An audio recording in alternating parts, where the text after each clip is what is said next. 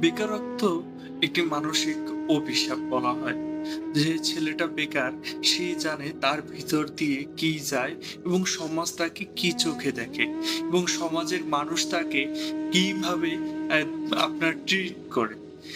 কারণ সমাজে যখন সে চলাফেরা করে তার কথাবার্তা এবং তার আচরণকে সবাই সম্মান প্রদান করে না, তাকে একদম সস্তা বানিয়ে ফেলে।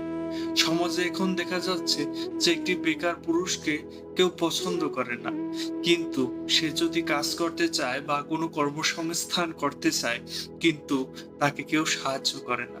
তাকে লাঞ্ছিত করার জন্য সবাই আছে, কিন্তু সাহায্য করার জন্য কেউই আপনার সামনে এগিয়ে যায় না। এবং যারা সাহায্য করে তারাই প্রকৃত মানুষ।